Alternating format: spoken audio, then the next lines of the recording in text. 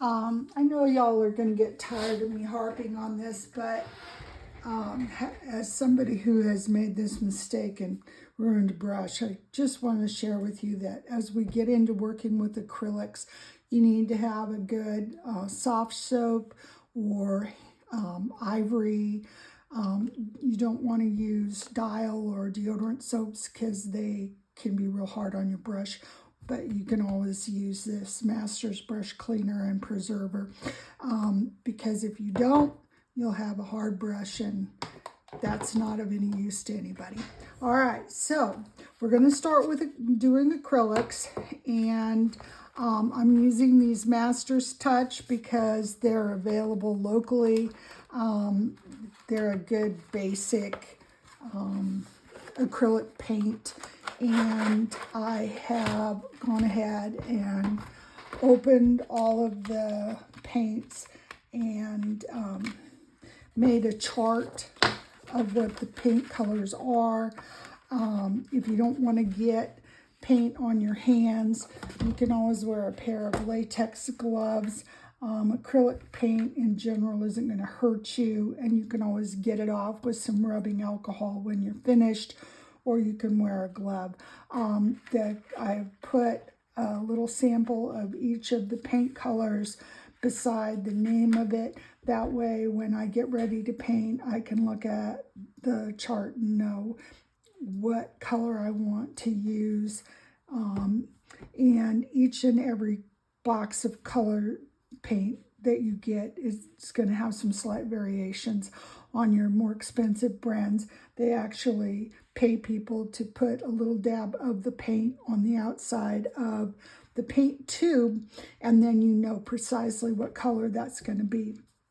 But obviously they're not going to pay somebody to do that for these less expensive ones. All right, so we've got every color here except for black, and I decided to show you a trick on this so that you don't end up with quite so much paint all over your hands. They come with foil on them to protect them, keep them from drying out in shipment and coming open. All right, so if you open it up and then you take a pair of needle nose pliers and gently lift it off, that way you don't end up getting your fingers in the paint, and you will want to try to get all that foil off of the rim so that there's nothing to impede closing it back up. And of course it's going to fight me because I'm trying to show you what I'm talking about. But anyway, you want to get the foil off, and sometimes you just need to use your thumbnail and get a little paint. And again, you can get that paint off with some rubbing alcohol. All right, we're not fighting that anymore. All right, so what we do want to do is you could use the brush end of your paintbrush, or if you are lazy and don't want to spend that much time cleaning out your brush every time, you can just go ahead and put it on the back end of your brush, do a swirl with the paint, and wipe it off, and then go on to your next color. All right, so we're going to be using these paints. Over the last few days, I've tried a couple of things, and I mixed some. I wasn't totally thrilled with the Crafters glitter that was 69 cents.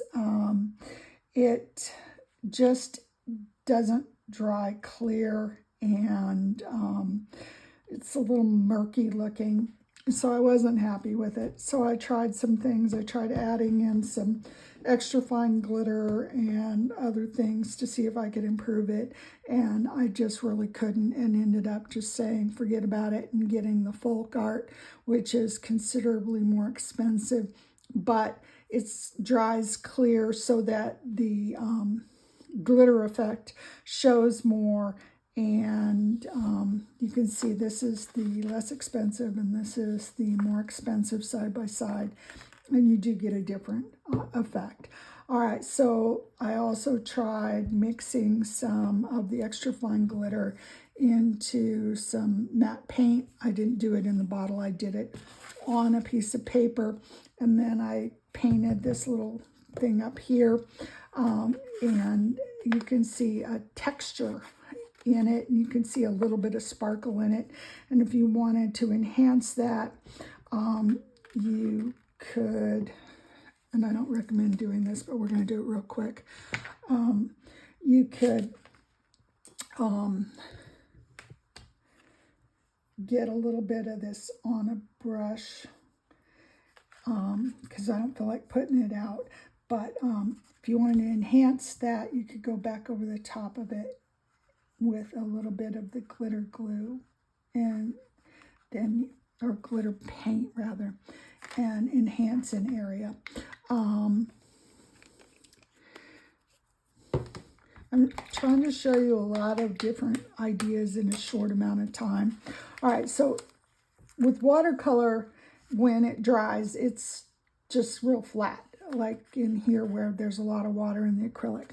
But the acrylic paint, when it dries, where there's a blob of the paint, you can see that it's a thickness to it. And that would be the same with this that I mixed together. The paint, you can see that it has a thickness to it.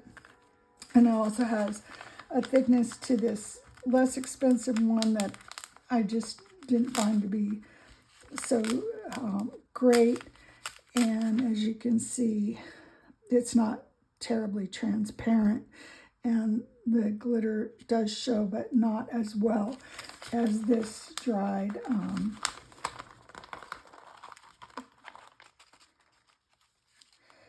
the more expensive one.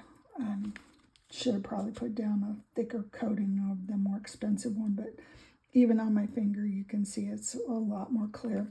All right, so acrylics, if you do mix stuff into it like glitter or whatever, then when you paint on a